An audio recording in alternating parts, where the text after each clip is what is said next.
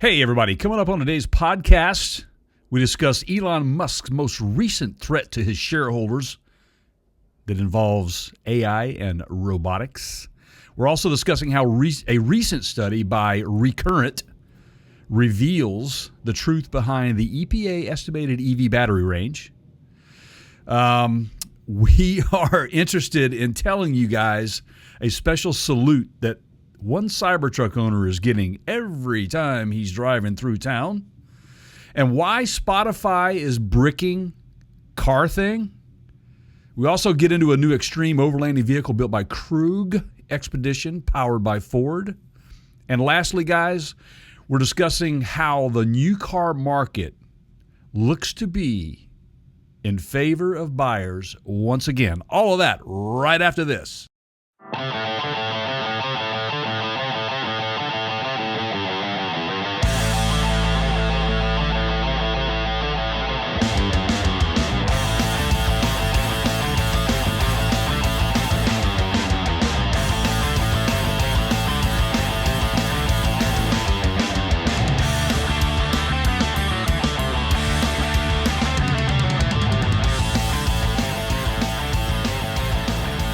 Hey, everybody. Welcome into the podcast, the counter show, the best show on the planet.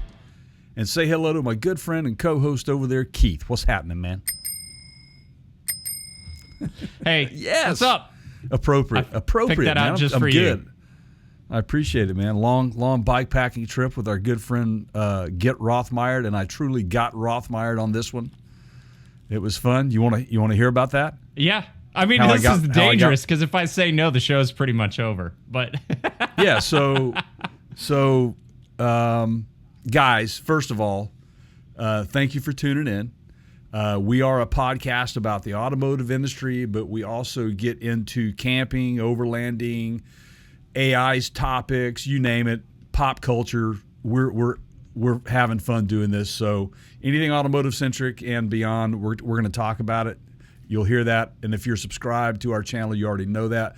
If you are not and you stumbled on us, please make sure you subscribe and hit like buttons and comments, and you can do all sorts of stuff over there on our channel. So anyway, over the weekend I went camping, went bikepacking.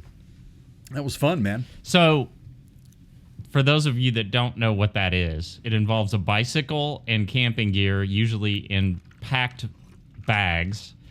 Backpack, side saddlebags, rear fanny tail pack. And I would say I was roughing so you it, get to the campsite on a bicycle. Correct. What bicycle did you use, Jay? I used the best bike out there, guys, and we're brand partners with these guys, but I have an Adventure 2 by Aventon, which is an amazing trail bike. It's big, probably the fattest tires on a bike I've ever seen of its size, but did quite well, man. So we started on what is known as the Cascade Trail, which is an old railroad track, raised, berm, obviously, for the tracks, that has been removed. And the tracks go all the way up into the Cascade Mountains. And so we decided to hop on in Cedro Woolley, where it begins, and drive all the way up to Concrete, which is about 24 miles one way. And it was a pretty amazing trip, man. But what we didn't factor in is how much rain had been falling.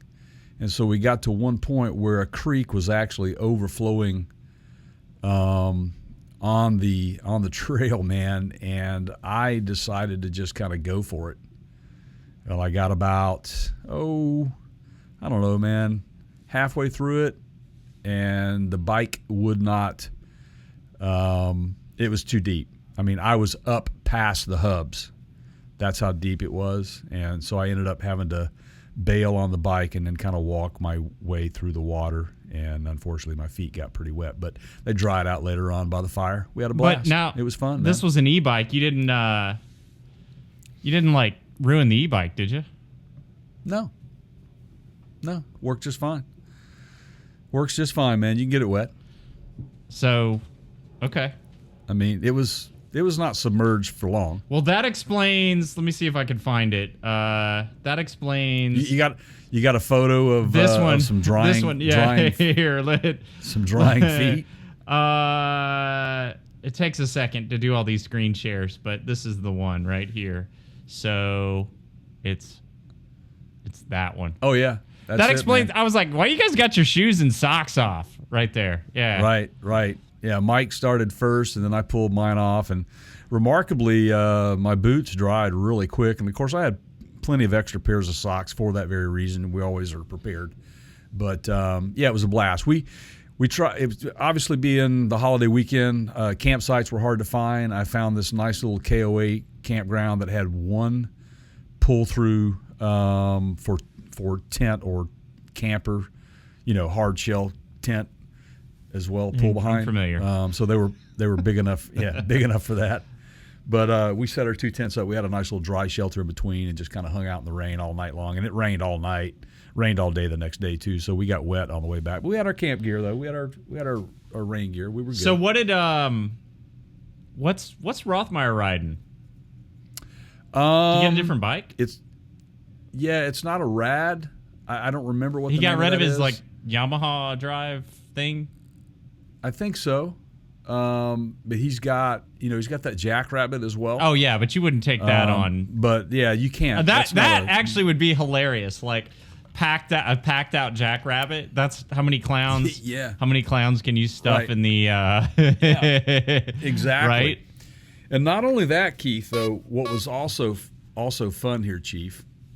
See it? Well, let me make it bigger. Hold on. And stop the clown horn.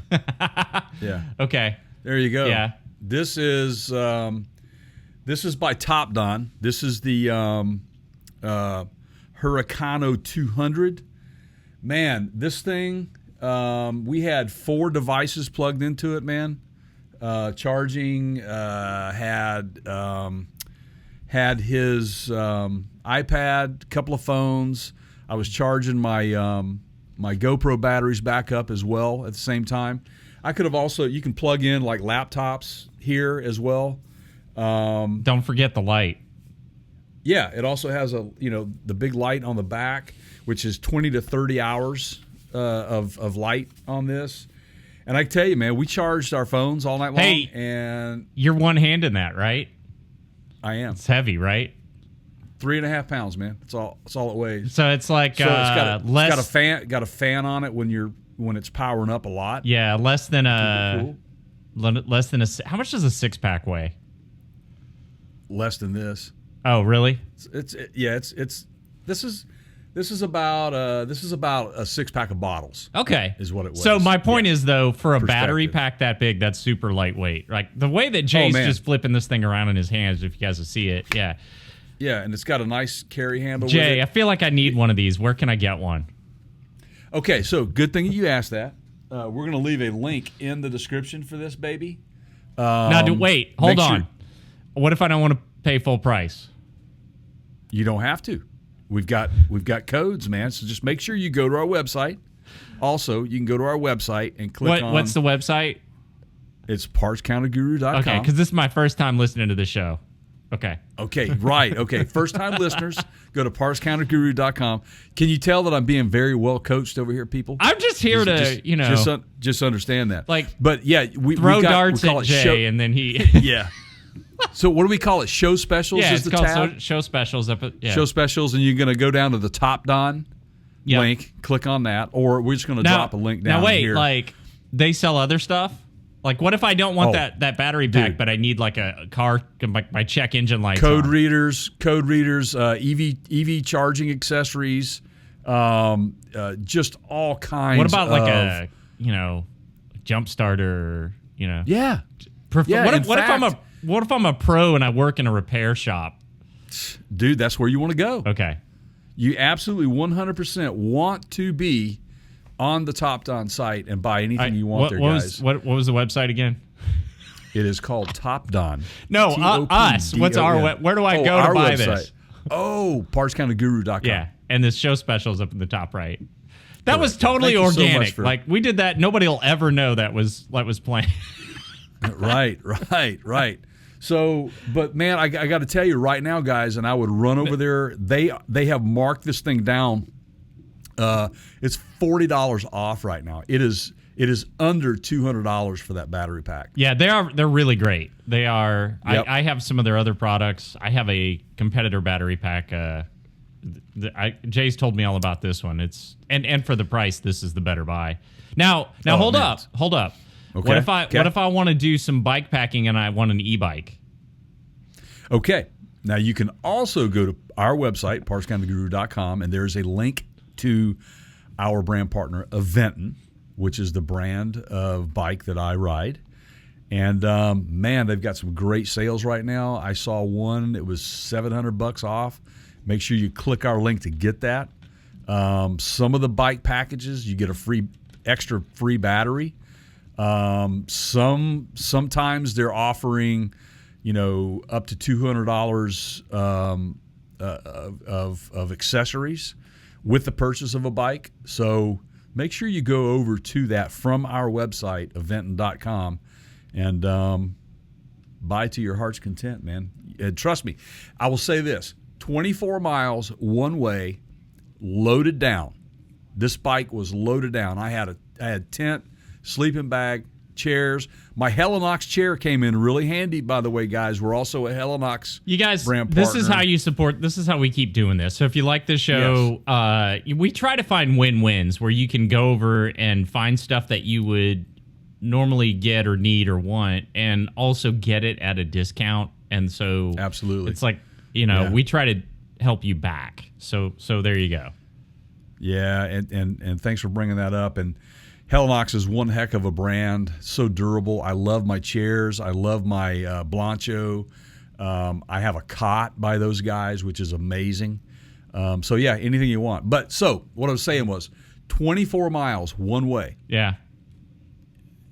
Guess how much battery usage? I'm going to go, so I know that bike's about a year-ish, little over a year old, about a year and 3 or 4 months. I have a rough idea of how much you've used it, because I know, Jay, that just like phones, and we'll get into this in a few minutes, batteries do degrade, rechargeable batteries degrade over time. So, like, if you had 80 miles of range on a brand new bike, you may not have that a year in. I'm going to go one way, 24 miles, but it was not flat. It was about a 2% okay grade all the way up. Not bad. Okay, so it was pretty flat. I'm going to go 25% battery use. That's close. Okay. About 30%. Okay. So I made it up and Well, back. I forgot to factor in all the extra weight you were carrying. Right. There you go. Yeah. That's I had extra weight on yeah. it. Yeah, I probably had, outside of my own body weight, which is around 200, I probably had another 50, 60 pounds on top of that. So we're close to 300 pounds on that bike. So, and then plus two, we did little side trips. The whole goal was to have fun all the way up, and we're fortunate that they go through these old towns that have these little old taverns and stuff, man. Yeah. It's fantastic, dude. I had a blast with it. We'd stop for a cocktail, for a beer, a little snack, and then move on. How was the KOA? Like, in terms of kind of what we talked about, and some of the KOAs are kind of dicey now. Some of them a lot of them have been around for a long time. Some of them have been recently renovated. Yeah, so they're working on it. I knew it. Yep. Okay. Yep. Yeah. It's an older campground, but they're also 1,000 trails as well. So if you're a 1,000 trail member or KOA, you're going to get your normal discounts that you would normally get. But it's very well done. They have a store on site. Obviously, they had 2 sets of bathrooms and showers that were very clean. You could buy firewood. You had your own little firebox to start a fire. So it was the pictures contained. that we looked at. Is that from the KOA? Okay. Yep, that's it. Yep. And we were set up right by a creek. So there's a creek that runs through the campground, which is really nice, especially if you're sleeping in a tent at nighttime, man, and just that white noise just puts you right to sleep. So, but yeah, it was nice. It was very well done. We got they had breakfast on Sunday morning. in the store for us. So it's continental breakfast, no eggs or anything like that. But we had, muffins and bagels and cereals and fresh fruit and stuff like that. So it was good. So coffee. Don't give out the town name, but is this the kind of place that if we could go again if I'm in town? Oh, 100%. And although the competition, and I'm finding out this summer, it's been less severe as it has been in the previous couple years. But on a holiday weekend, you're going to be booked. They could accommodate you guys there. Oh, yeah, no but problem. I mean just a bike trip. Now, did you guys leave from Anacortes, or did you? No. Okay, so you. No, we drove over to Cedro Woolley. Okay. And Cedro was about a 17-mile one-way trip. Yeah. And we would have ridden that, but Highway 20 is not the safest to ride a bike on. It's too busy, so we just opted to just rack them and then unrack them and carry them over. So it was fine. He parked at one of his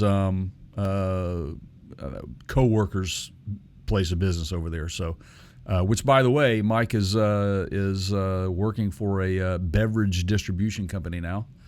That's his full-time gig. So kind of messed his weekends up. Now he's off on Saturdays and Sundays instead of the Sundays and Mondays. Because Mike goes camping every weekend.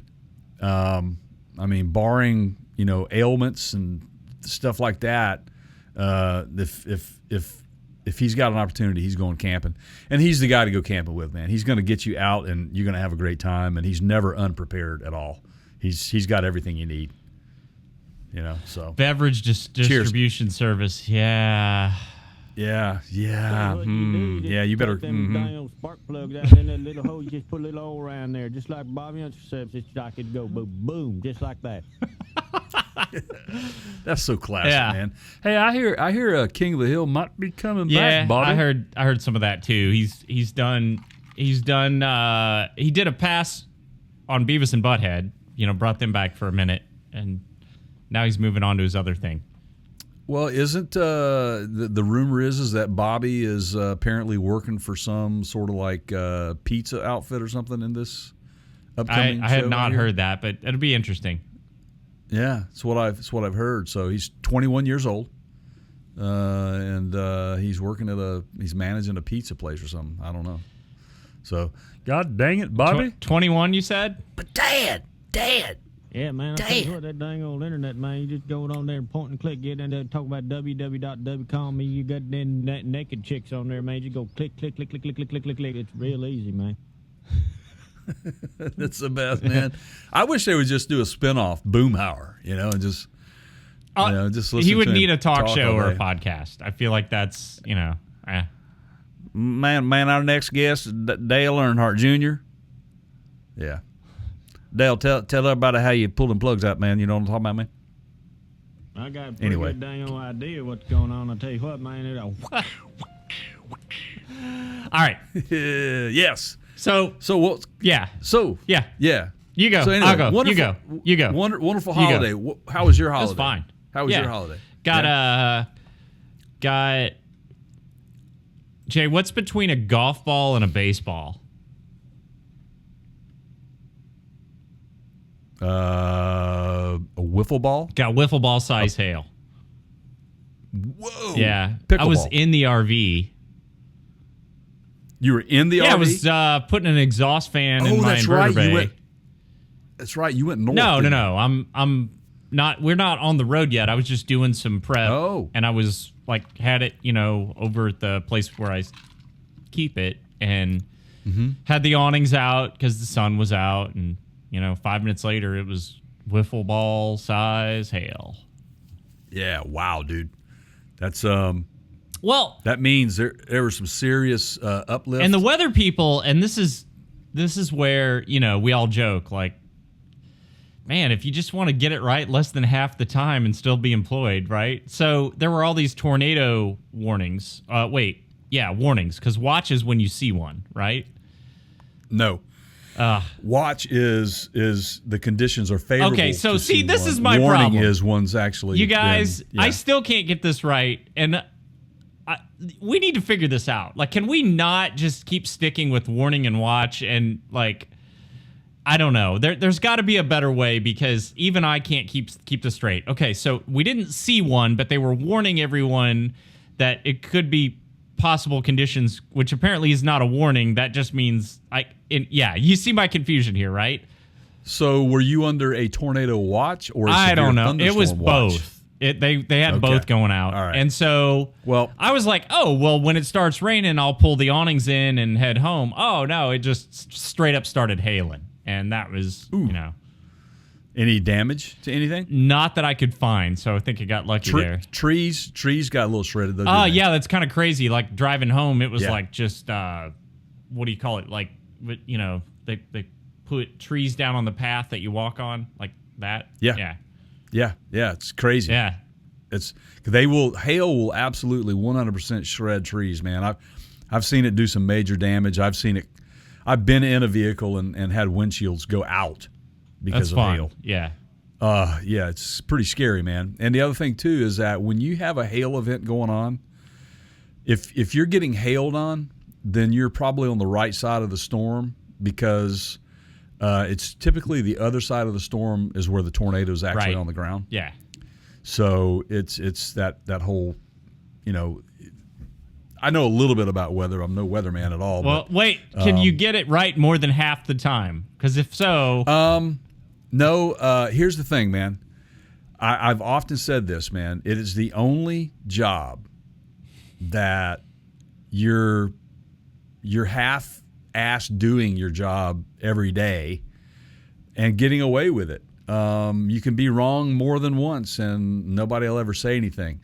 This is the funniest thing that you'll hear because they say it all the time. If you listen on the Weather Channel, if you live in the Southeast, the Weather Channel is always going to say you cannot rule out the possibility for a slight chance of a thunderstorm. Yeah. How many ways can you just go?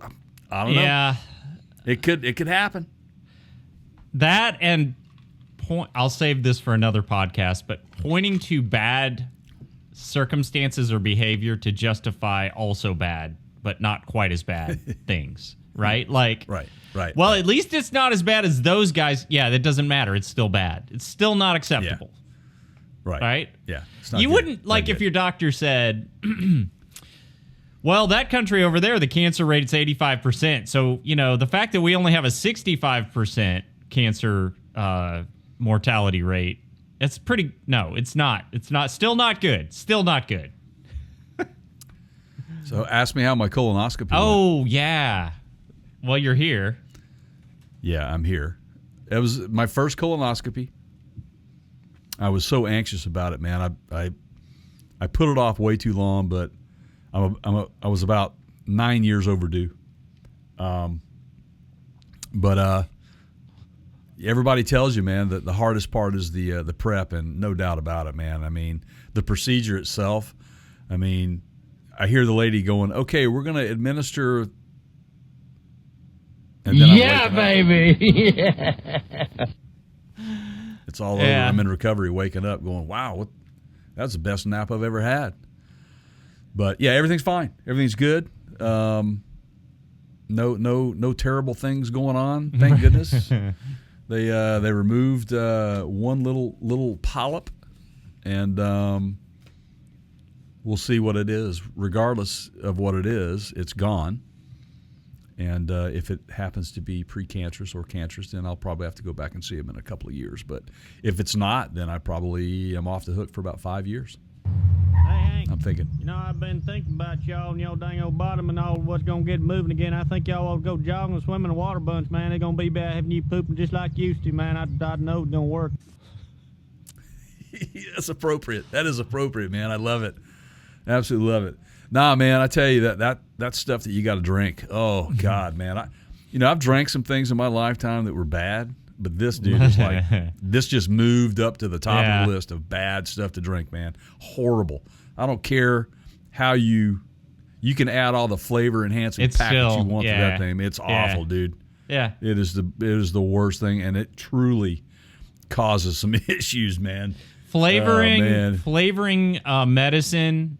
You can still taste the medicine, and the bathroom sprays. You know, like it always just smells like somebody pooped in a lemon tree. You know, I mean, there's antifreeze in that stuff, dude. No wonder. Yeah. No wonder you're pouring it out your rear end. Yeah. There's propylene glycol in there, Yeah. man. That's antifreeze. It's crazy. Yeah. I mean, it's like I'm looking at the ingredients, going, "Dadgum, man." I mean, they tell you not to drink this stuff, Right? Unless I'm drinking it. Yeah, they also tell you don't use sharp objects on your teeth, and that's the first thing the dentist pulls out, right? Right. So anyway, I would say to anyone, man, out there listening to this within an earshot, that here's what I have to say. If you are 45 years of age, go get a colonoscopy screening, people. It could save your life, no doubt about it. The object of that is to catch it early and quickly. Remember that colon cancer is asymptomatic, and you could be at stage 3, stage 4 before you know it, so you need to go get your screenings done, folks. And trust me, it ain't that bad. And I know that there's these Cologuard where you poop in a box and ship it off. It doesn't see polyps. It doesn't see if you have diverticulitis. It doesn't see any of that. So I would say go in and get the camera up your rear end, man. You'll thank me for it. The sound drops I'm going to get from this over the course of the next few months. Oh, I know. Pure man. gold. I know. I tell you what, though, honestly, man, I was just so anxious about it. I'm so glad and relieved now that I've gotten it done, and you know, my health is definitely in a good spot right now. Thank goodness for that. So anyway, health is the key. Thank you for the gold. You're welcome, man. You're welcome. All right, so are we ready to get started on this program, So, sir? as previously discussed in the coming up section, we have little battery conversation to be had here. So, what would you say now, Jay? Like, as far as the EV movement goes, like I'm not talking about the first time you saw a Tesla on the road. I'm talking about when EVs started to become mainstream. What are we, 2 years, 3 years in? 2-3 years in, yeah. Kind of COVID, people went and bought. And I mean, yeah, and it was, I think COVID kind of gave the EV market some leverage, actually. Yeah. So, okay. So now that a lot of people, 3-4 years, they start looking for their next car, right? Mm-hmm. And getting some mileage on these things, getting some charge cycles on these things. And people are finding out those batteries do have, it's not like a kind of like a starting battery where just one day you walk out and it's dead. That's not really what happens, but to most people that's what appears. Like your Right. car starting battery, you just one day walk out and it won't start. EVs, mostly because it's a different compound, it's lithium based, it's a slower degradation. That's right. And so we're getting a bunch of people now that have been tested that are showing that the range is not, it's like in the 60th to 70th percentile of what the new battery would be. And they're not, like I said, they're a few years in to their new car, right. Their new EV, right? Yeah, absolutely. And the bigger point that we want to make here is there are some surprises, I think, for some folks, because we rely on the EPA to be truthful in their findings. Not saying that they're not truthful, but I do think that they've got a lot of homework to do when it comes to advertising actual range. I often wondered how they got their range estimates, and it's basically just a mathematical problem that they solved and put it out there based on certain factors, and without even really kind of testing it to see. But that's where this company Recurrent comes into play, is basically they've become the odometer for the battery, if you will, through an app. and they've tested a bunch of these EVs. Okay, now hold on a second. Some surprising results. Because, like I do in most shows, in most circumstances, all I do is just try to throw you off track, Jay. So this episode is going to be no different. Number one, have you ever really thought about why the EPA does the estimations on range or miles per gallon and not the Federal Highway Transportation Safety Administration? So let me make my case here, okay? Okay. Mm-hmm. On all other aspects of your vehicle, meaning if it's a safety issue, if it's a recall, if it's a crash investigation, if it's potential consumer issue, that's the second one I mentioned. That's the National Highway Transportation Safety Administration, correct? Correct. But when we get into miles per gallon or range, it's the EPA. Correct. That makes total sense. Okay. Well, no, I understand where you're going with that, but they are the ones. The EPA are the ones that give the auto manufacturer their basically. This is what you have to. Okay. Meet. You have to meet this. Point number 2. So, you and I have been buying cars for a while, right? Mm-hmm. Mm-hmm. Okay. How many times have you ever walked up to a window sticker on a new car and said, or even if you're on like Edmunds or somebody like that and you're looking at the reported window sticker that, like if you're buying like a 2020 model right now and it's 2024, you're looking at the EPA ratings is my point, because on those new car stickers they have that now. It's a law. They have to show like a city and a highway, right? Like your city miles per gallon, your highway. Have you ever believed that? No. Right. That's like in a vacuum in a test lab. Pretty much. Okay. Yeah. So again, yeah, it's based on a mathematical problem, and that's where they come up with this BS. Okay. So and it's not accurate. It never has been 100% accurate. So now point number 3. This as you wanted to make sure that we pointed this out. This was an independent study by a startup company called Recurrent. Correct. And this is interesting to me. Recurrent is into several aspects of the EV life cycle. Maybe that's the right. And yeah. And there's a heavy focus on battery life and battery efficiency, but like look to me like from their website, like you could buy used cars, or they would point you to So yep, absolutely. So this is an independent study, like right here, like it said. Well, if I would actually share it, you would see it, but it says like buy, drive, and sell, right? And they've got links to. That's it. Yeah, it's pretty cool, man. I was and they're Seattle based too, so that's cool. It might be a situation where I'd like to get down to their office maybe and have a conversation with them, but they're no dummies, man, and they realize that the used car market is blown up like crazy again. It's back up to levels, and EVs are obviously a big part of the used car market these days. So, again, it's battery life for EVs obviously is the biggest. 2 questions people ask: how much does it cost to replace the battery, and what kind of range? That's the 2 main things that people ask about an EV.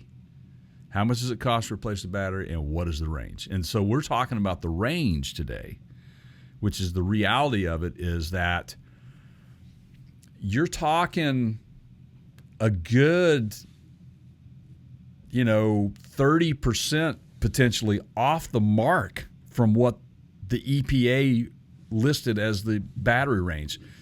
So a 312 mile range is actually really only around 270, 272 is what you get. But they're saying that this is even a 0 mile car that didn't have any miles on it, still not hitting what the range is. Which is exactly why I asked, hey, looking at a brand new window sticker, do you believe that, right? Yeah. Absolutely. Yeah, you have to take that stuff with a grain of salt. It's I would suggest to anyone out there, if the sticker says, I would say subtract anywhere between 20 and 30% off of that. Yeah. That's a more realistic range number for you guys. So just keep that in mind. But the other factor is just understanding, and Keith, you're far more knowledgeable in this area than I am, but batteries degrade over cycles. Yeah. So, these are rechargeable batteries, and they all have a life, and it's all about the cycles, the number of cycles that are built into it. And over time, it degrades. Yeah, and there's things you can do. This is kind of like I have a one wheel. You have and I don't. You'll know this. I don't remember if yours has this or not, but a lot of the e-bikes now. And I have it on my phone. I have a Samsung Flip Fold phone, and you can go into the settings and limit your charging to like 80% or 90%. Yeah. And it basically keeps, if you're going to have that thing for a longer period of time, meaning like you don't get a new phone every year, or like on my one wheel, if I'm going to put like thousands of miles on it, you'll get more recharge cycles out of the battery if you don't charge it up to 100% every time. Now, on an e-bike, they're expensive, but they are usually drop-in replacements. You just order a new battery. Do you know if your bike has a battery limiter where you can... I know it'll tell you if you pull up in the app what the current charge rate... Like, you can sit there and watch it on your phone. You could, yeah. But, no, I don't... I'd have to look and see if that information is available to me. Okay. I don't know. I haven't tried it. I haven't gotten down in the weeds. There's some preventative stuff that you can do to help get more life out of your battery. Well, like you were saying, like Apple has built in, I think most smartphone companies now build in to where they kind of throttle the amount of charge going into it. It's more of an optimized type. It's more of a trickle charge rather than just a blast. And the other thing too is like letting them get down low is not a bad thing. It's kind of healthy for every now and then. It is good. Yeah. So just keep that in mind. But again, all you guys out there, the EVs are no different than any other device that has a lithium type battery in it. You notice it if you've got a phone that's like 2-3 years old. You start losing battery life. You'll see a significant reduction in battery life. It happens. You got to charge it more frequently. Is ultimately. Yep. And the more you charge it, the more cycles of charging happen, and it continues to degrade over time until finally you got to replace a battery. So, there you have it. That's EPA is not giving you guys the real deal, as they never have been when it comes to fuel economy or range on estimated miles per gallon. Can save you $1,000. It's so funny, man. They put all that stuff on the sticker that says your average cost to operate this vehicle over a year is going to be this. I mean, okay. So the gas prices just went up $2 a gallon. Did you factor that in? No, it's all like you said. It's all a mathematical. You're never going to get the. It's an equation. You're never going to get the sticker range out of that Cybertruck, even if you drive it empty with, it's right. So seeing some Cybertrucks around now, right? You've seen them. I know you sent me pictures. We've got them driving around here. Yeah, I've seen a few. It's I will give them this. It does have the sort of iconic stature that is very, very common with like DeLorean owners. Like you see one, you're like, ooh. Now I don't know if that'll go on, like if that'll continue for more than 6 months, but yeah, for now it's like, ooh, Cybertruck, and everybody's taking pictures, right? Yeah. Well, I think too that there comes a, and I know we're going with this. There's a Cybertruck owner that's getting constant attention. He's not only getting people taking pictures of him, but they're giving him the old one-finger salute too. And I get it, and I understand why. I want to know why. Why? Okay, so I think it's that whole perception Remember, it's like I think people just assume that it's an excess, right? Like the Hummer. When it first came to market, people were buying the Hummers, and it was this whole Arnold Schwarzenegger. Okay, but if you see a Ferrari, bad guy thing, and are you gonna fly that guy the bird because he's pulled up next to you in a Lamborghini or a Ferrari? No, but this thing, dude. No, I think that size has a lot to do with it too. I just think that people look at it like it's excess, man. It's like, screw you. We got people starving on the street and you're buying that thing. That's the whole attitude that people have towards these guys. I guarantee you that's the whole attitude. It's a tree hugger mentality, man. That's what it is. Can I say that? Sure, man. The amount of energy and effort that it takes to engage with somebody over that, I just don't. I would rather spend that energy on something that will deliver me a little bit more of a positive outcome. I know. It's hilarious to me that this is happening to him, but he didn't ask for it. He just bought the thing, man. So this guy's in Maine, the guy right? He's in Maine. He's a weed dispensary owner, man. He owns a marijuana dispensary company. Do you think that has anything to do with it? Maybe they know, because it's a smaller community, they know who owns it and they hate his business? Maybe. Not necessarily, okay. Though. I mean, he didn't realize how much attention he was going to be getting when he bought this thing. But to err on his side, I'm in awe when I look at this thing.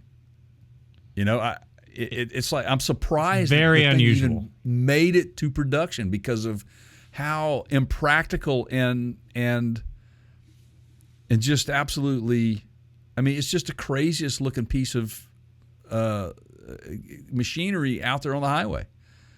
I mean, it's a space age looking vehicle. But anyway, so the guy's trying. He was trying to advertise, and with it, he said he paid over $100,000 for the truck. 4 months later, still one of only 2 Cybertrucks that are registered in all of Maine. Well, bro, you're in Maine. I mean, right. So he started. Here's the thing. He started noticing people staring at him and just doing all kinds of different stuff. He decided to kind of leverage a little bit of publicity and for his business, and he stuck a QR code with links to his business, which, by the way, is Vice Cannabis. If you're up in that area, where's that? Is it Portland, Maine? I think so. I think that's... Yeah, it's Portland, Maine. So there you go, guys. Go see this guy go see Travis Carter at Vice Cannabis in Portland, Maine. He's the guy with the Cybertruck parked out front. You shouldn't have any problem finding him. But anyway, honestly, man, I look at this thing in awe because of how huge it is. It's just, and you really don't realize how big a Cybertruck is until you're standing right next to it. It's a monster. It's huge. Yeah. And it's going to get, you kind of wonder too, man, how many people are fed up with Elon and his shenanigans, and how much of that is people just against Tesla because of who he is. I don't know, maybe. But the poor guy has just been kind of having to ride around and take the old one-finger salute, and not only get yelled at and, people cursing at him and taking pictures, no privacy. So, I don't know, man. I don't get it either, but don't expect to not be Googled at. I mean, isn't that sort of the point of owning a Cybertruck, right? I think so. Yes, I think so. Absolutely, man. So, anything else you want to add to that little tidbit of information? Is there do you have a saying that you want to, get out there to our listeners about if you buy a Cybertruck, you might beware? I think it's something along the lines of, don't sell weed from a Cybertruck and not expect to turn heads. I don't know. That's Exactly. Yeah, there you go. I like that one. Yeah, we're not just selling weed over here. Yeah. So what's next? What do we got? What else are we talking about, Keith? You know, it's interesting. I just had a conversation earlier today on Spotify, and we are getting into this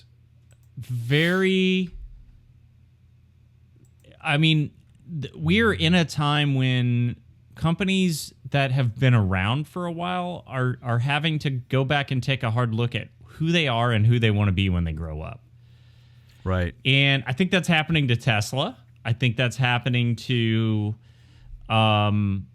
weirdly Amazon right now. They're in like round 3 of that conversation, and Spotify, right? And so when Spotify got into the game, they were kind of a podcast streaming service, right? And did you know you could do audiobooks now on Spotify? Yeah. It's awesome. And when Amazon got into whatever it is, when the Amazon became a thing, they were a book company. Right. And then they got in. Now you can listen to us. You can listen to this podcast on Amazon. You can listen to this podcast on Spotify. You can listen to this podcast on any of them. Just go to partscounterguru.com, click on the podcast tab, and they're all there. Anyway, I digress. Right. So, Jay, first of all, the reason that you and I do this is because I don't think I could last in a corporation as an executive more than a couple weeks. Because I can go on this podcast and say that's a horrible idea, but I think you have to be a little bit more tactful. And apparently in a Spotify boardroom, you have to be a lot more tolerant of horrible ideas. Apparently so. I have to be honest with you. I did not even know that this was even a thing. And when I was, to my surprise, when it actually hit the market, was in 2022. Yeah. And I mean, it's like, who in the hell allowed this person to give a presentation in that boardroom and say, this is what we need to do? Yeah. Did they just all kind of forget that smartphones were not in existence? Man, I don't know. So we're talking about it's an in-car music device built by Spotify. And here's the best explanation that I can give you guys that aren't looking at the picture that I'm about to share here. If you remember the first generation and at the time it was XM radio, it wasn't Sirius XM. You remember, Jay, you could go into like a Target store and get like a standalone XM radio device, and then you could put an adapter into your car radio, and it would give an older car that wasn't built with XM radio, right? Right. Mm-hmm. And it was kind of like a little 6-inch screen, and you'd have to figure out a place to shove that thing. And anyway, I own one. Yeah. I own okay. One. So Spotify did that like 2 years ago, like a year and a half ago, because apparently they all live in Maine.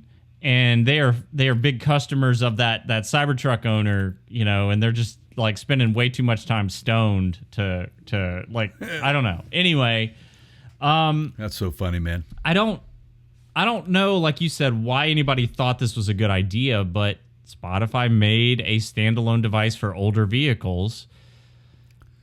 So share those. Yeah. And yeah. I mean, I'm looking at it. The first thing that hit my brain was, okay, didn't Sirius XM do this like 10 years ago? And then now you don't even have to have that, because if you have the Sirius XM streaming app, you just simply link it to your car's phones, the phone setup, and you could stream anything you want. Right. What was Spotify thinking here, man? I mean, yeah, we're 2 years into this in 2024, and they're going to support this sort of device. Not anymore. It's about to be killed off. But this is a great example of, and you've heard me complain about this with Apple lately. Now, Apple hasn't done anything quite this bad, but it's we got to come up with something new for the shareholders. Right. Okay. Or you could just keep doing what you do really well. Right. Yeah. Well, that's not enough. We got to grow the shareholder price. We got to have interest. We got to have a new idea. Mm-hmm. Okay. Because we can't just be good at what we became known for, I guess. I don't know. Right. I don't know. I know. It's so interesting to me, man. So anyway, they're going to brick this thing. And if you go to their website, it's called Car Thing. Spotify Car Thing. Which, is what it is. I mean, again, like... That's original. What are we going to call name, this right? thing? I don't know. Let's just call it Car Thing. It's a car thing. Okay, that's what we're going to name it. All right. I mean, is there... Is there anybody in marketing over there? Hello? Yeah, has there ever been a better example of just phoning it in? That absolutely, I couldn't agree more. Which ironically, it does integrate with your smartphone, so you can take calls on it. Wait a second, think that one through for a minute. Yeah, right, man. It's just like, okay, what is going on here, man? Anyway, God bless them. They tried. But they're going to go, was it December the 9th, I think is the date that they picked to support you this guys thing. better run right out and buy one now. Yeah, and it's just, I mean, it's stupid. I mean, it is absolutely stupid. I scratched my head when I saw this, and I'm like, did that even exist? And apparently it does. Yeah, we're past April Fools. It's a real thing, man, and it's a real it's a real dead product, man. Apparently, and just to put a bow on this, and we mentioned this, but I want to be very clear: they're gonna brick this. Like, it's just not gonna work anymore. Right. There's no use for it. They're going to stop selling them, but they'll continue to work for a couple more. No, it's going to just stop working. Stop working. Yep. Okay. I wonder how much this thing retailed for it initially. Let me see if I can buy one. Can I buy one? I don't think you can, man. I want to see how much this car thing costs. We're gonna. This is real live stuff going on here, guys. How does car thing?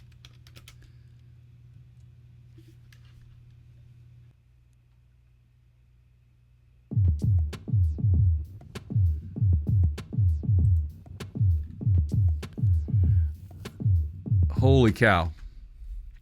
So $89.99 with free standard shipping. That's a one-time cost, and that's on top of your monthly Spotify premium subscription, which starts at $10, goes up to $16. Of course, unless you're a student, you get a $4.99 plan. Which this would pair well with your 1988 Mercedes SL, student daily driver. I don't know. Your 92 Ford Contour. Yeah, man. I get it. I get it. If it had a very, very small window to be beneficial to anybody, because at the rate of how these smartphones are coming into play in every vehicle now, how they are pairing and how they are giving the owner the user experience to utilize their smart devices in their vehicles. Just flat outright took over the whole experience inside a car. I mean, you could literally, you don't even have to own the vehicle to be able to use these services, man. If you have a smartphone and you rent a car, which is what cracks me up, you can rent GPS devices through the car rental agency, man. But you got a phone, which is like a really good GPS device. So how they're still, that's like do you want to pay for the gas before you bring it back? You really need to do your homework, man. I mean, if you are renting the vehicle in Washington State and you prepay gas before you drive to Florida to drop it off, you're out of your mind, because the gas cost here is like, well, and you got to also think about what that they're going to charge you for a full tank even if you bring it back with half a tank. That's right. So I always pay for my own gas, and I burn that gas down to the bottom and then fill it back up like right before I get there. So there you go. Anyway, so if you have a car thing, guys, you heard it here first. You guys are going to be getting bricked. No worky for you no more. So, Jay, I did not forget about the Elon Musk story. We'll get to that coming up here. Okay. All right. I figured there was a motive behind your plan of attack here, which is quite all right. This is we're very fluid, man. We're gonna bring it all home in two areas of focus. EVs. That's the electric EV. I don't know. And overlanding content. Do you remember seeing the monster overland truck at SEMA a few years back that I think it was outside, and it was called an Earth Roamer?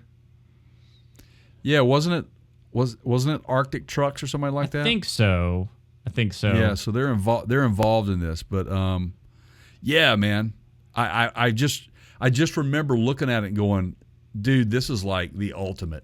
Yeah, so you're gonna, put your bikes on the back of this thing and take it up to the KOA and use it as a base camp, and oh, holy cow, dude. I mean, you could literally, you could spend a lifetime inside this thing. It's huge. But for the low price of $690,000, is that what it is? Yeah. Just under, almost $750,000 of $1 million, Right. So what we're talking about is a company called Krug Expedition. They have put together, along with Arctic Trucks, they're part of this, and it's called the Bedrock XT2. It is a Ford F550. And it's considered a 6x4, if you will, because it's four-wheel drive. So you don't have, it's not six-wheel drive, but it's six wheels with four of them being all-wheel drive, and which makes sense because it has the support of the other axle. It gives the support that it needs to carry such a heavy load around on. Anyway, but this thing is a monster, dude, and I like it. If I had, I'm not sure I would spend $690,000 on it. I'm gonna let someone buy this, let it depreciate, and then I'm gonna come in at around $200,000 and make them an offer. Yeah, so. It's nice. Like, you look at the inside here, and it's how many of these do they need to sell to? Oh my God, man, I can't imagine. But not only that, who's buying these things? Right. Yeah. Who is buying them? I guess the same guy that's or gal that's buying the big, huge mega yachts. Well, now this is purpose built. Like, you gotta go way off grid, right? This is like Rothmeyer starts his own beverage distribution company, right? Right. And it's called like Flaming Shots or something like, which I'm sure he despises, but Yeah. And then he takes his friends out, and we go way off grid in something like this, because if you're here, like, just for fun, Jay, just for fun, like, what will $690,000 get you if you wanted to go? And I chose Newmar because I'm Tiffin got purchased by Thor Motor Coach. Integra got purchased by Thor Motor Coach. These are luxury Class A motorhome. And Newmar got purchased by Winnebago. I'm more familiar with the quality on the other two that I mentioned first. I feel like has declined a little bit. So how much Class A 40 feet or 41, I think they go up to 42 feet now, can you get for $690,000? So the King Air is their top of the line. And those are going to be close to $1 million, I think. Let's see. If you look, though, the Superstar and the Supreme Air is more in line with as far as what it is, right? Oh, that's a Super C. Yeah. But I'm just saying, like, for the money, house on wheels, how luxurious can you get in an RV for $90,000?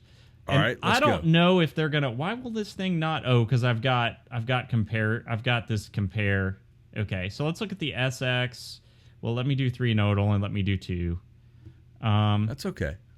Is it gonna load? You're buying 2 anyway. Yeah, right. 1 for me, and I own Flaming Shots, so right. You know, they don't have MSRP. So here, let's do this. 2024 new Mar King Air MSRP.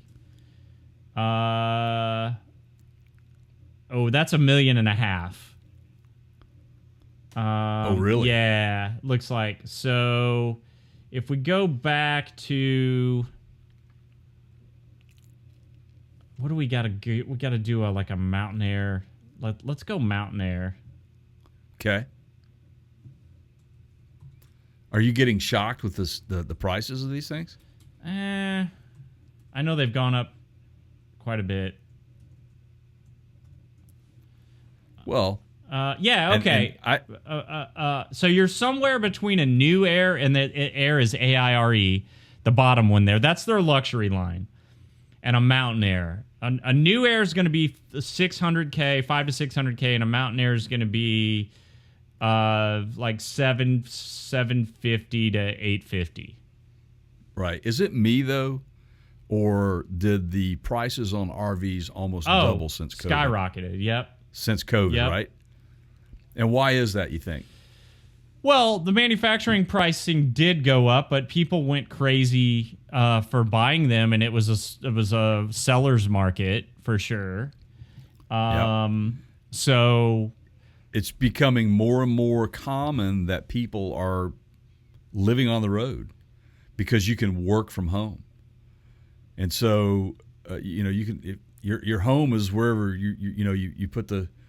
Yeah, you park the thing, and so they're starting to build like streaming workstations in them, and you know, all of that. Yeah, I mean, so but look at this, dude. So for arguably less money than the Krug Expedition, right? You're getting a full kitchen, you're getting a pretty decent sized bathroom, washer and dryer. You know, you've got theater chairs, fireplace, little dining table. You know, the slide outs, not to mention, right? You can stand up in this thing. I mean, it probably sleeps 6 comfortably. Yeah. You know, I mean, I would say. And you can go buy an F-250 and throw all your tent gear in the back and still probably be less than $650K for, Right. I'm just saying. So obviously, and this is the big thing that the point we're getting across. Obviously, you can't go off-roading in this what we're looking at right now. That's right. But with the Krug vehicle, it's a very extreme off-roading overlanding vehicle. It is. I mean, hell, the tires on this thing are I think measure up to around 44 inches, man. Yeah, and if that's your thing and you're in that less than 1%. But that's back to my question of how many of these do they need to sell? Right. I like how they... I mean, there's only so many beverage distribution owners in the world, Jay. Right, man. Oh, man. Wow. It has a total vehicle length of 263 inches. Not much on the... It is a... The camper actually attaches directly to the frame on this thing. Yeah, and that's another point. A lot of those pickup bed campers, you can unhook, so to speak, from them and leave it at camp. And drive out, and drive out, But not this. This is attached. It's got limited slip differentials, automatic tire inflation systems on it. It's got a Truma Combi diesel heating system on it, 1,450 watt solar array. There's 118 gallons of fresh water capacity. It's got, some optional off-road features and stuff. It's legit. Again, it is a legit off-road, off-the-grid vehicle. Yeah, absolutely. Yep. It's nice. I'm just saying, like, who would buy?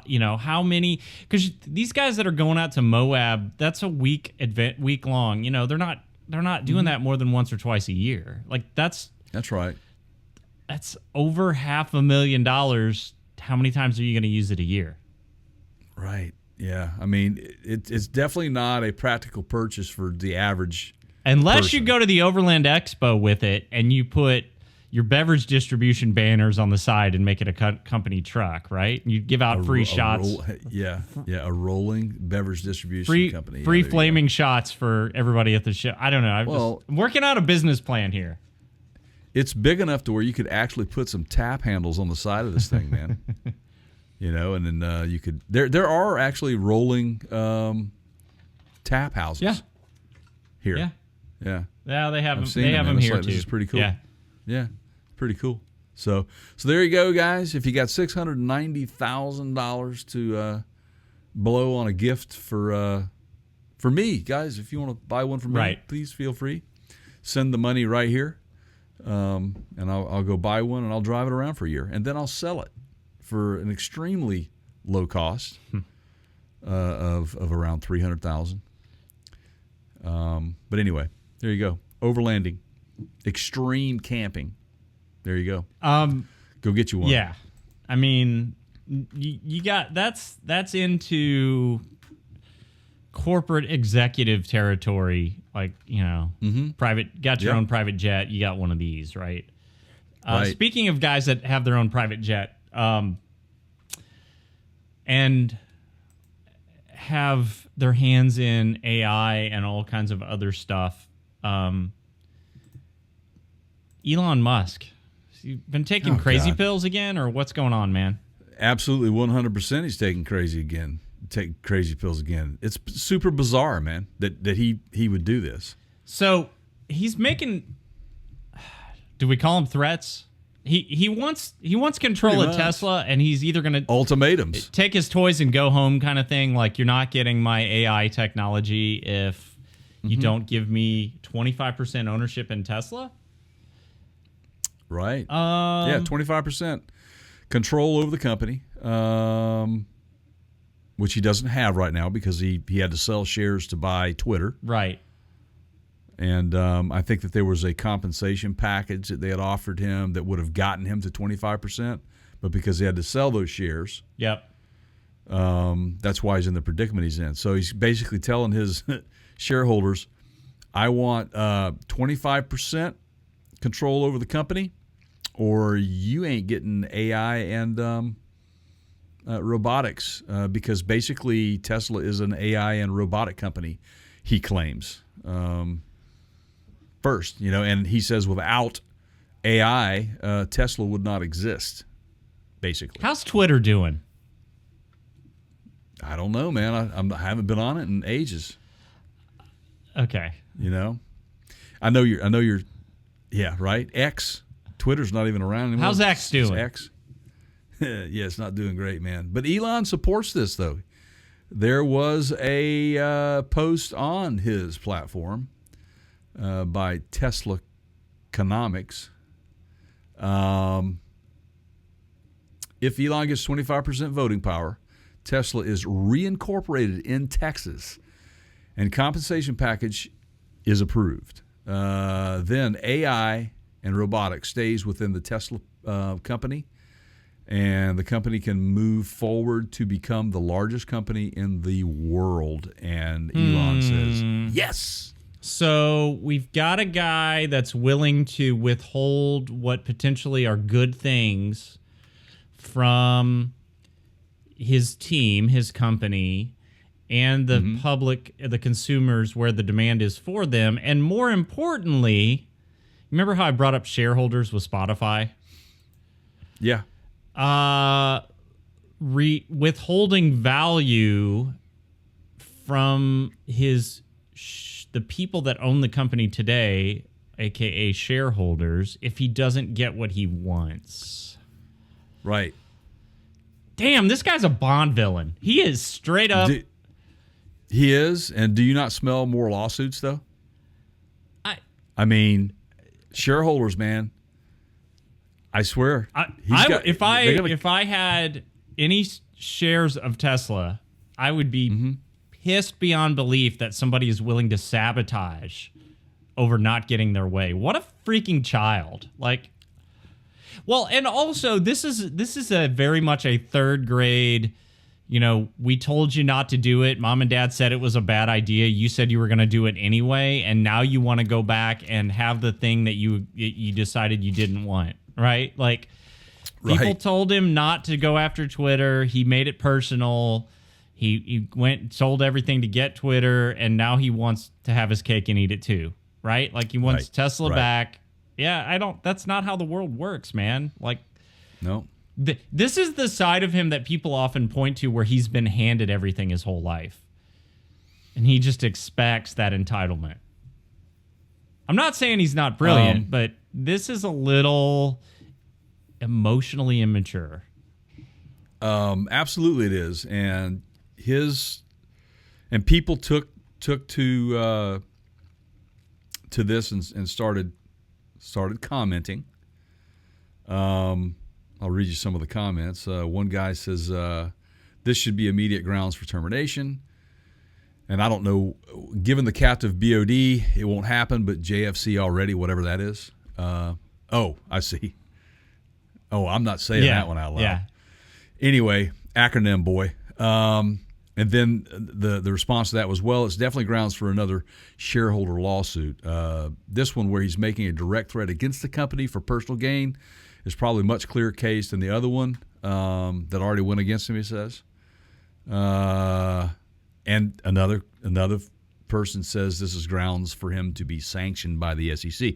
And I don't disagree with that. The feds are getting involved with this. Is there any company other than this in the world where you today could think of an executive in the company saying, if I don't get what I want, I'm going to fill in the blank with some like undesirable negative outcome for the company? Yeah. I mean, and they wouldn't be just gone tomorrow. Right. This is an interesting twist in the plot. Easy for you to say.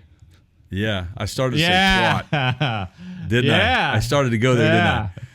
So, but the thing is, it's very interesting why he would feel the need to go there with this. I mean, he absolutely must be a little bit just crazy in the head, man. I mean, we all knew he was kind of, quirky to some degree. Don't you think a little bit is, I just want to see what I can get away with? Of course. And you can get away with it until you can't get away with it, right? Right. I mean, the guy literally has enough money to throw himself around like that. And I mean, that's the case here. I mean, you and I, if that were us, are you kidding me? Bags packed, you're out. See you. Shareholder meeting, you're done. We're getting rid of him. He's off. He's out. Yeah. This is insane. This is absolutely insane. I mean, is he trying to run the company into the ground? I don't think he cares. I don't. That's the thing, and that's the big point here. There's no real consequence to him. He's not attached to the outcome. Steve Jobs cared about Apple. He created it. He and Wozniak founded Apple. Yeah. Elon Musk didn't start Tesla. No. He doesn't really. I don't see the personal investment in its success that, Bill Gates had in Microsoft, or Henry Ford had in Ford, or the government had in General Motors. No, sorry, bad example. Bad example. Government motors. Yeah, but you get my point there, right? I mean, I do. Or Richard Dyson man. with that sucking company. I don't. Right. Yeah, they really do suck. I hate, by the way, I hate those damn hand dryers where you have to stick your hand through the damn thing. That's just, please, Keep waiting man. for it to slice your hand off. Well, no, that they're most of the ones that I've seen and I've had to use because there's no other option. Yeah. Which by the way, people in public restrooms go. I have a problem with that. Put paper towels in there, please. Or the other hand dryer that blows straight down. Because that Dyson hand dryer, man, have you seen them where they just get absolutely filthy nasty? Yeah, at the bottom. And nobody's cleaning them, you know? Well, It's but there is a trade to be made, Jay, of not being able to not being able to draw the picture of the guy's butt on the button that you have to push on the straight down ones that you referenced. Yes. You know, step one, push butt. I was talking to my wife about that, and I'm like, do people do this in the women? She's like, what are you talking about? I'm like, it must be a men's restroom thing only. Of course it is, right? They don't do it in the women's restroom. For those of you not men, not using the men's restroom, every hand dryer that has the old traditional blow down, every single one, it has not been installed, and within 5 minutes, somebody hasn't carved a picture of a butt on the button. And the bacon thing, you know, where the hot air sign, and they're like, get bacon. Right.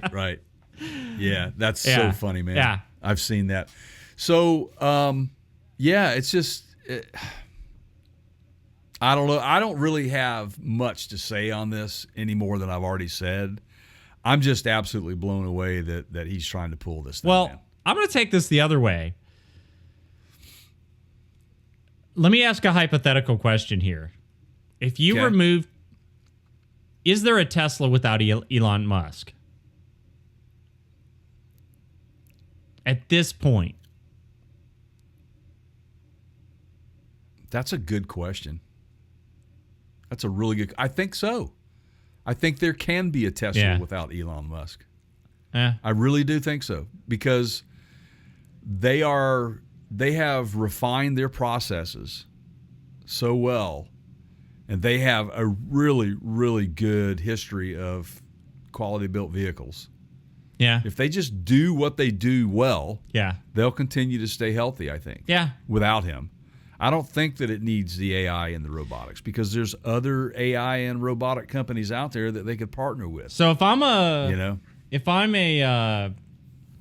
board member of Tesla, I should probably be. I'm asking that question right now. I hope they are, and they're having those conversations, right? Maybe. Mm-hmm. I mean, he still gets to keep his 13% or whatever, but he essentially can be removed as the executive in charge.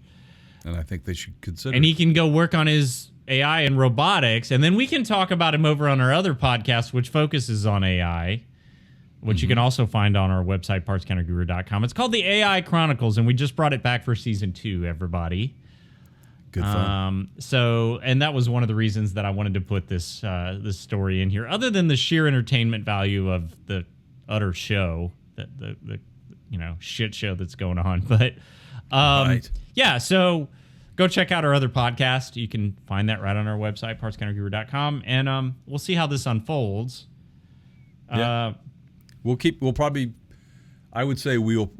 carry it on a lot further and just stay on top of this on that particular show. So yeah, if you want to keep following this story and see where it goes, definitely make sure you reach out to us over there. That's a good one too. In the meantime, it is a good time, and let's end on some positive news here. Yes, I thought this was great, and I got a personal experience. All right, let's hear it. To share. Let's go. Oh wait, sorry. Bring us in. So, for those of you that have been waiting to buy a new car because of the supply and demand issue and the fact that you're being overcharged and gouged and all that, got good news for you. Looks like things have swung back around to be a buyer's market now. So we've caught up with the supply chain. We have an ample supply of cars on dealer lots. There's plenty there for you to go purchase. If you've been holding off, it looks like the automotive lending companies, like Ford Motor Credit and GMAC and all those guys are offering some sweet low interest incentives, if not zero interest, to buy a new vehicle. So we're talking new vehicle. Used too. Used car prices have dropped a little bit. Now's the time. Yep. Back to the buyer's market. How do you personally, are you shopping for a new car? Yeah. Have been for a while. I've just been kind of waiting for the right time. And yesterday we were on wait a lot. second. Do we have time to put a poll out to our audience to ask what Jay's next car? What's your time frame, Jay? How long do I have to get a poll out? I'm still in the looking mode, so you got a lot of time. So get a poll out all there. right, Yeah. let's make this clear. If you're seeing this video, I'm going to link a poll somewhere. We need to hear from you guys. What kind of a car should you? Sky's the limit here. I mean, are there ground rules? Will you consider anything? Will you consider a Rivian? Oh yeah, absolutely. And you'll consider like a Hyundai Santa Cruz? Yeah, sure. Why not? Okay. If they're buying it for me, well, wouldn't you at least want to see what interest is? And I think let's just see what the poll. Okay. Let's you guys give us. Yeah, we're gonna take a poll on what you think the best vehicle would be for me to purchase. All right. There you go. And we'll do it that way. So you were on a lot yesterday, you said? Yesterday we were on a lot, and something that you don't see very often is physical yet like sale tags hanging on the mirrors of brand new vehicles on a new car lot. I mean, typically, you'd see that for a used vehicle, where they put the asking price, because there's typically never any stickers on those. But we noticed driving through there were several vehicles, brand new vehicles that had the yellow tags with the marked down price on it. And the guy came out and talked to us, man. Some of these were marked down as much as $6,000 off. And I think the APR was anywhere between 0% and 2.9% interest rates that they were offering through them. And so, yes, that is a very, very robust incentive package to save $6,000 and be able to qualify if you qualify for those super low interest rates. Right now is the time to go buy a vehicle, man. No doubt about it.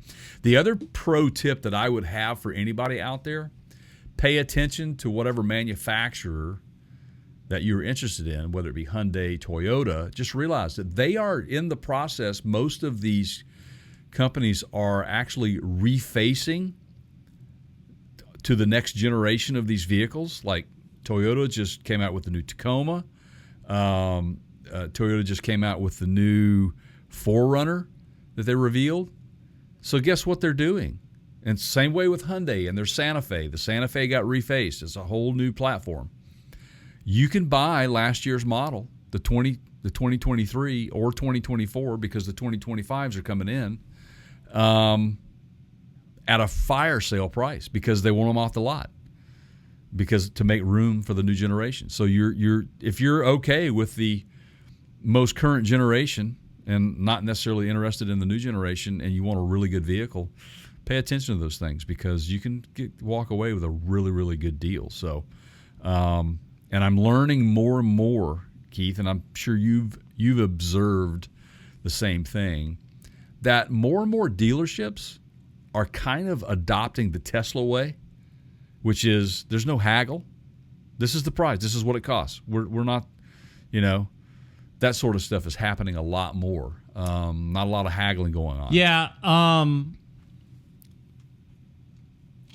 Anything to some extent is negotiable until it's not. Right. And I'm not suggesting that you just some people just get addicted to the haggling and it's like they live for that. But,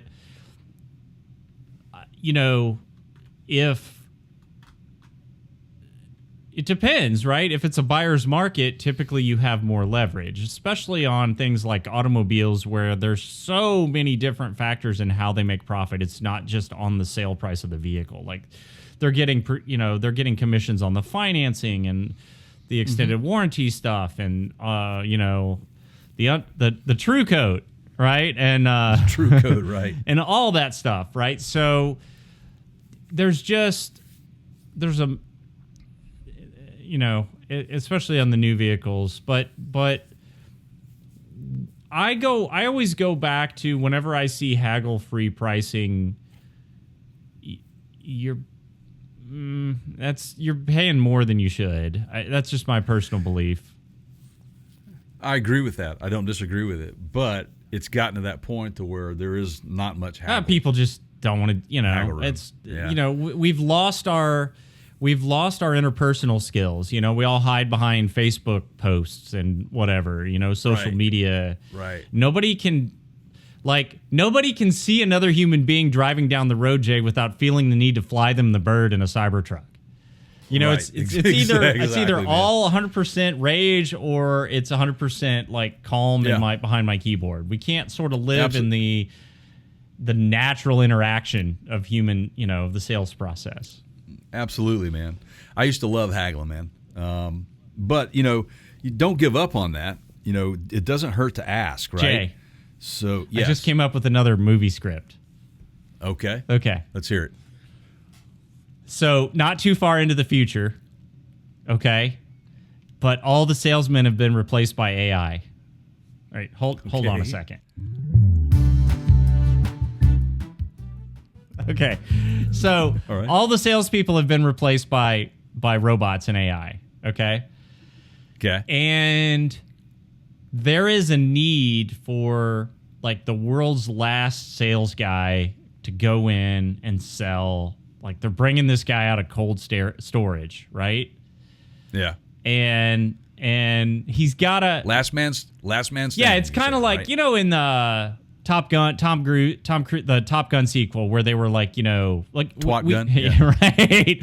Where you joked about this on the AI podcast, but like pilots are being replaced, right? Mm-hmm. And Maverick said, maybe, but not today, right? So it's kind of that thing for the sales guy. He's like, well, maybe all the salespeople have been replaced, but not today, right? Not today, and right. so there's a big sale.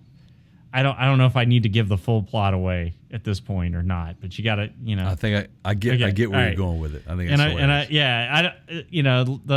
the last salesman standing or something clever like that, right? Right. Right.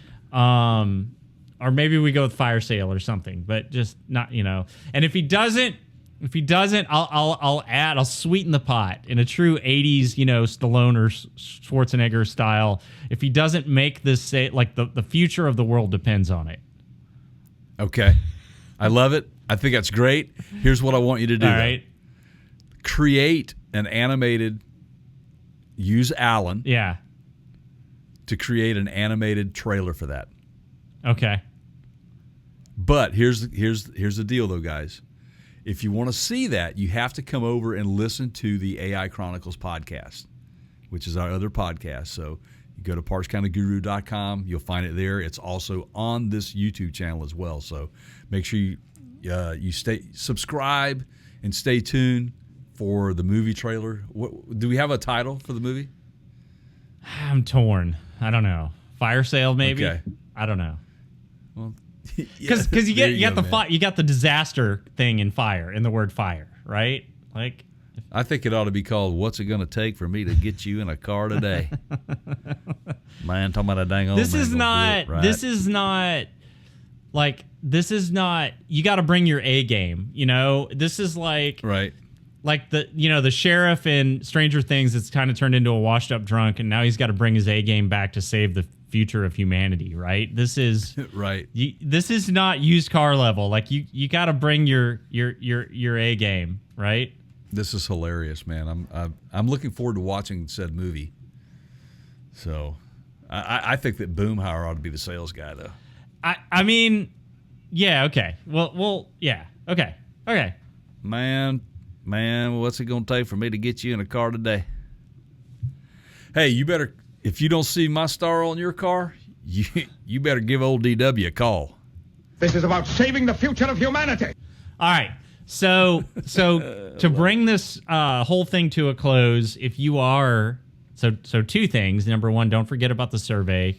Make sure you follow the link wherever you see this. Let's help Jay pick a new car. Number two, if you've been holding off on looking for a new car, now would be a good time. Yep. Absolutely. Number three, Jay's going to tell you about how to support the show. Yeah, you can do that by going to partscounterguru.com. Go to our show specials. You can purchase through us. We've got some great brand partners out there that help support the show. And something even which is completely free to you that helps us, guys, is by you subscribing to our channels and our podcasts and listening, liking, commenting. All of those things help support this channel. And we absolutely 100% appreciate it, and we are growing like crazy. This year's been so good to us so far. So, did you see the numbers I sent you yesterday? Did you poop your pants? Nice. Yeah. I did. I was like, wow, that's pretty amazing. I mean, we're up like almost 50%. Yeah. That's just crazy, man. I'm impressed. Yeah. We're doing well because of you guys. Thank you so much, everybody. I can't thank you guys enough. We really appreciate that. It's a fun ride. It is an absolute fun ride. And stay tuned for more good fun stuff. We're going on the road. We're taking it to the house this year. So be ready. And if we make mistakes, we'll get them on film, right? Absolutely. Got to have the good outtakes. I've got some of that stuff. So I actually was filming, by the way, whenever I hit the trail and started to ride through that. I got it. Yeah, is it in the? I had okay. it. Yeah. I've got to download it from my GoPro and I'll put it on your file. Okay. So I'll get it out there for you. You can have the footage. You can use it for whatever you want, man. It's the whole point. So I've had an extra day this weekend because of the long weekend, and I don't know why. I was just thinking a lot about, and I know this, and I've preached this on this podcast many times. And nothing new here under the sun. You've heard this before, and I don't know why I just lost sight of this fact. But there's some content that like I've been involved with lately, and I just have felt like it just didn't turn out the way I wanted it to from a quality perspective, or I don't know, the finished product. Just I wasn't happy with it, and kind of hung over me, kind of followed me around, kind of soured the whole, like, just made me kind of feel for a minute bad about the work I've done. Not in its entirety, but just, lately. And then I snapped out of it and remembered, and this is the big key here, right? And there is a saying, it's like, every yes that you've ever gotten required the courage to face it, to no, or to ask the question and have the possibility of a no. And I don't know who said this, but failure is a necessary consequence of doing something new. And I had this realization that, it's usually that. It's usually when we try things that we haven't done before on this show, on our YouTube channel, on some other platform like Twitter, or we go to something, and we've got some new things coming up. We've been talking about doing some overland shows, some different kinds of shows. And usually when I get hung up on things not kind of working out the way I thought they would, it's the result of us or me trying something new that I haven't done before. But carrying that same expectation that I have in the work that we've been doing for 5 or 6 years now, and expecting the new thing to be just like that. And that's not realistic, right? No. So kind of lesson to myself that I then went, oh yeah, I should probably eat my own dog food and mention that to everyone else. But failure is a necessary component of doing something new, right? Consequence or component, however you want to look at that. And that's true. So remember that, you guys, and it's better to go out there and fail and learn from it than not try at all. Because the alternative, if you don't ever try and learn new things, is you just flip off guys in a Cybertruck and, you never have real world conversations with said people. Right. And who knows, if you become friends with a guy, you might get free pot for life. You just wouldn't have flipped him off and, I don't know. Anyway. I love it, man. I think I'll stop now. Okay. So thank you guys for making us a part of your lives. For my pal Jay over there.